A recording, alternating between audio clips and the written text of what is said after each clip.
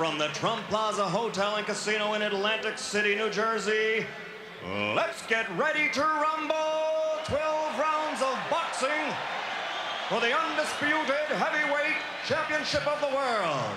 The referee for this bout is Randy Newman.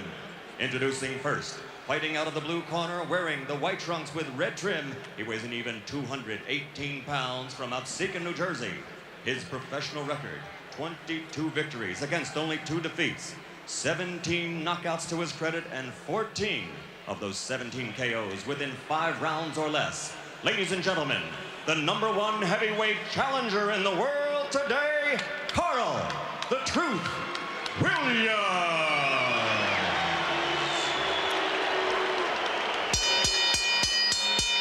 And his opponent, fighting out of the red corner, wearing the solid black trunks and weighing in at 219 1/4 pounds from Catskill, New York. His professional record is unblemished with 36 consecutive victories, 32 knockouts, 28 KOs in 5 rounds or less, and 16 in the first round alone. Ladies and gentlemen, presenting the undisputed, the undefeated heavyweight champion of the world, Iron Mike Tyson.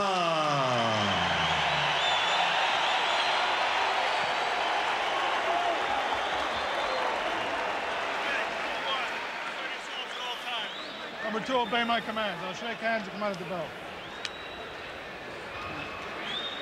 Keep in mind that Mike Williams has a tendency to get hit by left hooks. Carl Williams, excuse me. I can think of better tendencies that a fighter should have who's going out to face Mike Tyson. Indeed, Carl Williams has been floored 7 times in his career.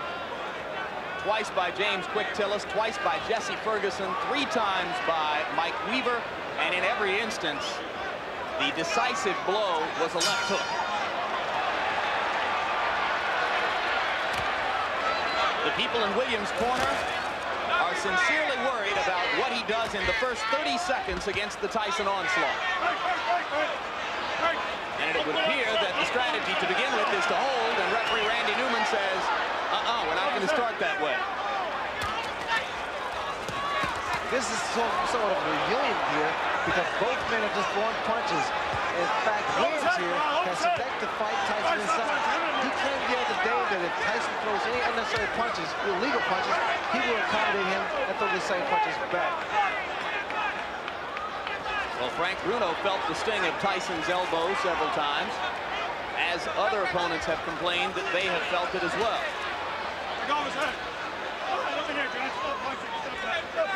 Because Williams' left jab is so strong, that should help him as long as he keep that right hand up and watch Tyson's left hook, which is a powerful punch. That's it. Let him go.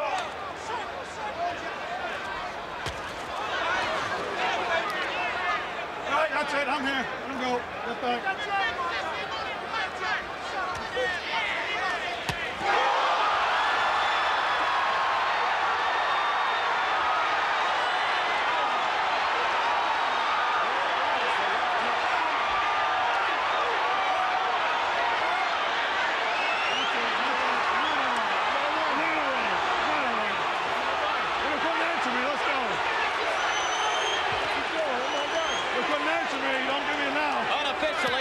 This fight being 1 second longer than Tyson Spinks.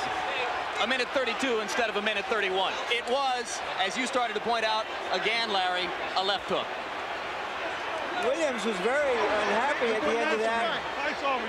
Randy Newman, the referee, asked him a question, obviously about how he felt or what his name was or where he was, and apparently he got the wrong answer because he stopped the fight immediately. I didn't see any reason to stop the fight, and I'm curious to see what that answer was, and I'm going into the ring to see if I can find out. Good luck, Larry. 1:33, Larry. It was 2 seconds longer than the Spinks fight. The unofficial demarcation of the knockout comes at 1:33 of the first round, and you can see a disgusted Carl Williams who thinks that he should have been allowed to continue.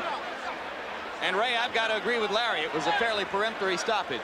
Well, the way I judged it, because he appeared to be okay, but then again, the referee is closer to the pitcher than we are. What was that question likely to be? Where are you? What day is this? And here we see the left hook that put Williams down. Williams had dropped that right hand, and I had indicated earlier that the jab would be the key, but in throwing the left jab, he must also keep that right hand up and power. There's that left hook. And you saw Mike pivot upward with both feet planted and turn the hips into the punch. This is where the power comes from. The reason people fear Mike Tyson because he's one of the few, if not the only man, that can knock you out in the heavyweight division with one punch.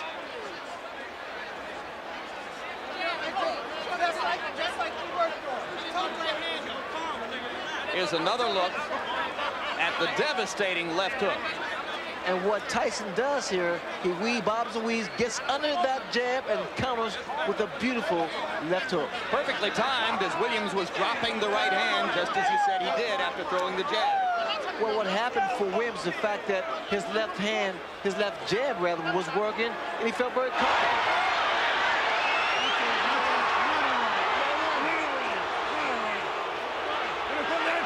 That was a look back at the conversation between Randy Newman and Carl Williams, which led to the stoppage.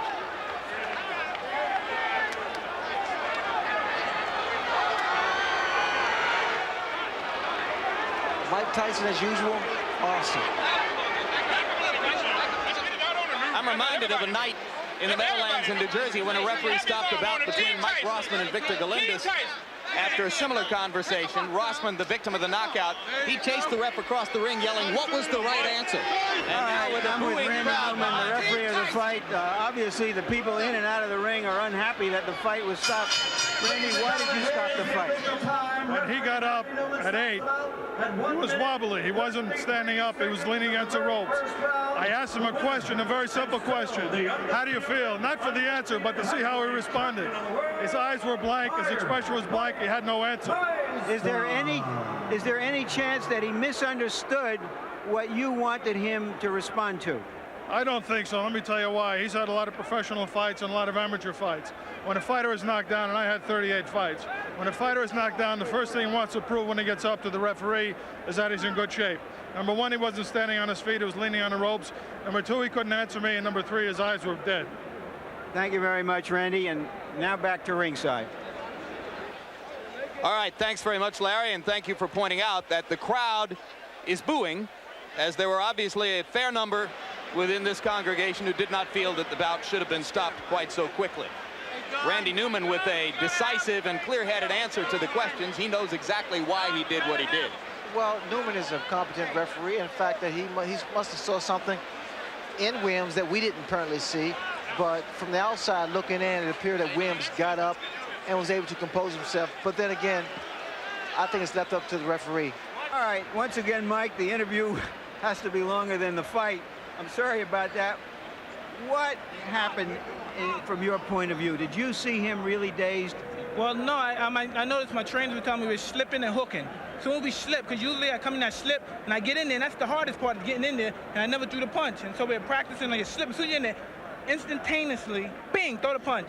And I did, and I was successful.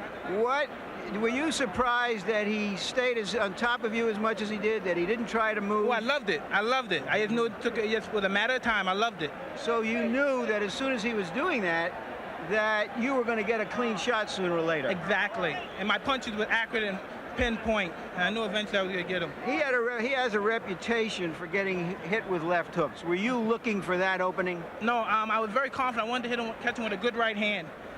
Believe me, my right hand is my favorite punch, but I never catch anyone with it. You know, it's my best punch, and I always hit guys with left hooks.